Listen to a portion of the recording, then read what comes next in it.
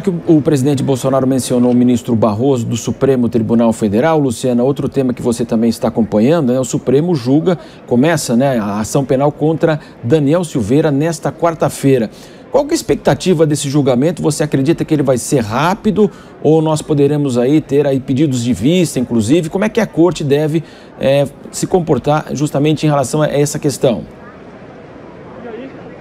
A gente costuma brincar aqui em Brasília que julgamento no Supremo Tribunal Federal dificilmente é rápido, sempre costuma ter uma ampla discussão e nesse caso não deve ser diferente. Vale ressaltar que está na pauta de amanhã, mas amanhã o Supremo também tem que terminar de analisar aquela discussão das questões ambientais que foram iniciadas na semana passada. Está na pauta do Supremo, o primeiro a falar deve ser o relator da matéria, o ministro Alexandre de Moraes, que deve apresentar o voto dele. A expectativa é de um voto bastante rigoroso, deve pedir a condenação de André Silveira, uma vez que no entendimento do Supremo Tribunal Federal, de vários ministros, não só do ministro Alexandre de Moraes, Daniel Silveira teria sim extrapolado, teria ido muito além do que ele poderia fazer como cidadão e até mesmo como parlamentar. Por isso, a expectativa é de um voto bastante duro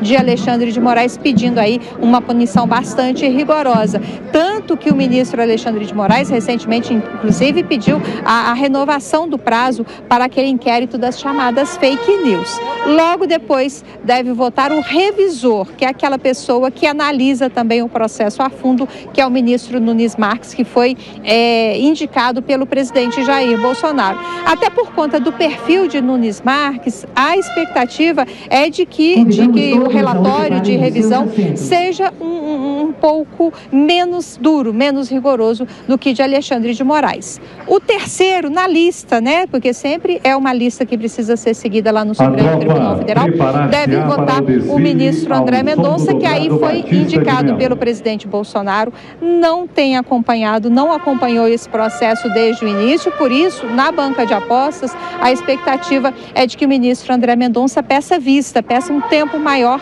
para analisar essa questão.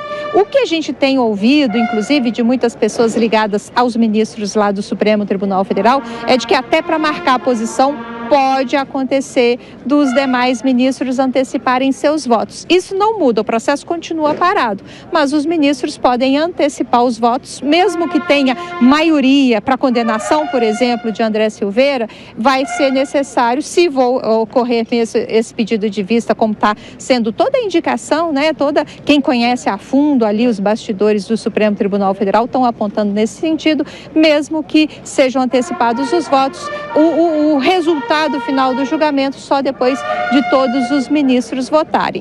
Daniel Silveira pode ser declarado, inclusive, inelegível se ele for condenado pelo Supremo Tribunal Federal por conta da lei da ficha limpa. Se houver mesmo esse pedido de vista, o processo fica suspenso até que o ministro posicione-se sobre a questão. A gente está falando muito de suposição, muita especulação, porque esse caso chama muito a atenção, tanto dentro do Supremo Tribunal Federal quanto lá dentro do Congresso. Ana Verdolim, daqui a pouco ela retorna aqui na programação da Jovem Pan. 11 horas agora, nós vamos a um rápido intervalo para o rádio, mas vamos permanecer na internet, no YouTube e também na Panflix. Cristina Grêmio, acompanhando tudo o que aconteceu desde a terça-feira, de carnaval, terça-noite lá de 2020, o procedimento do ministro Alexandre de Moraes parece que virou, de fato, uma questão para ele quase que pessoal, a condenação do deputado Daniel Silveira, que é do Rio de Janeiro. Cristina. Absolutamente pessoal, Pessoal e vingativa, colocando toda a credibilidade da Corte Suprema em xeque. É inacreditável que os outros ministros tenham embarcado nesse ato de vingança pessoal e absolutamente inconstitucional, protagonizado pelo ministro Alexandre de Moraes. Começou com aquele ato de ofício, um inquérito ilegal, uma prisão ilegal, que aliás não foi a única, houve outras prisões ilegais dentro desse mesmo inquérito, jornalistas inclusive. Eu disse agora há pouco no Jornal da Manhã, primeira edição também, relembrando Alan dos Santos, relembrando Oswaldo Eustáquio, relembrando Wellington Macedo. Teve perseguição ao cantor Sérgio Reis, ao caminhoneiro Zé Trovão, que esteve preso também. absolutamente ilegais, não sou eu que estou dizendo, é uma leva de grandes juristas, os maiores juristas do país, o meio do direito completamente sem noção de como seguir. A gente está vivendo uma insegurança jurídica absoluta por conta desses inquéritos ilegais, dessas ordens inconstitucionais. No caso do Congresso, também pecou, e pecou gravemente, ao referendar uma atitude ilegal vinda do Supremo e manter a prisão de Daniel Silveira. Ele, além de tudo, além de ser um cidadão que não cometeu crime, porque não existe o crime de opinião no Brasil, simplesmente não existe, ele pode ter cometido calúnia, injúria, difamação, esses sim são tipificados no Código Penal, não são passíveis de prisão, então ele não cometeu crime passível de prisão, poderia estar sendo processado na esfera individual pelo ministro, como cidadão que se sentiu ofendido, aí sim, mas não dessa forma, não por crime de opinião. Aí o Congresso vai lá, referendo, então está tudo tão absolutamente irregular que a gente vive uma insegurança jurídica que parte das ações do Supremo. Então é muito estranho a gente ter que assistir isso praticamente de forma passiva, né? A gente se manifesta aqui com palavras, sempre também medindo as palavras por medo, porque se instaurou o medo, quer dizer, é uma tirania da toga que está sendo implantada no Brasil. Jornalistas, médicos, cientistas, pessoas que se manifestavam livremente, que tinham liberdade de expressão no Brasil, porque a Constituição garantia, já não se sentem mais com essa liberdade, já tem que medir as palavras em suas aulas online, em suas participações em entrevistas ou como comentaristas, como é o nosso caso aqui, por medo, porque a gente não sabe mais, não há essa segurança jurídica no Brasil. Então, e os ministros, ao mesmo tempo, também falando fora dos autos, o que é absolutamente ilegal e inconstitucional, mas falando em congressos no exterior, bancados por milionários, na presença de parlamentares, tudo muito irregular, um ativismo que jamais poderia estar sendo visto no Brasil e sendo. Então, por isso que a gente já imagina como é que vão votar e qual vai ser o final dessa história aí.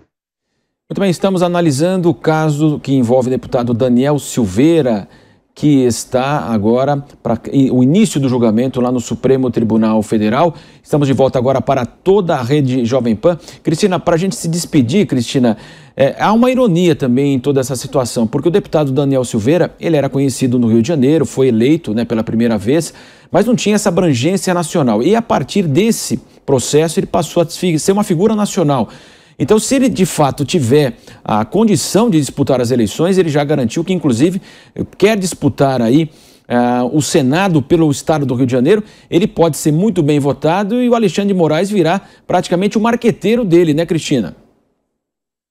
Veja, mais uma das sinalizações que o STF dá através desse ministro, Alexandre de Moraes, é que está tentando tirar os direitos políticos de Daniel Silveira. E veja, quando a gente faz todos esses comentários, a gente não está defendendo as falas do deputado Daniel Silveira direcionadas ao STF. Ele pode ter cometido calúnia, injúria, difamação, até alguma ameaça, eventualmente. Todos esses crimes são passíveis de punição, mas não de prisão. Teriam que ter sido abertos processos individuais, não diretamente no STF, jamais a vítima julgando o possível agressor. Isso não existe em lugar nenhum do mundo, apenas em tiranias, que é por isso que o STF está sendo conhecido agora como a tirania da toga, porque é o que está sendo sinalizado para o país. Então, aqui a gente não apoia necessariamente o que foi dito pelo deputado Daniel Silveira, até porque, né, um ano e pouco depois, a gente já nem lembra mais,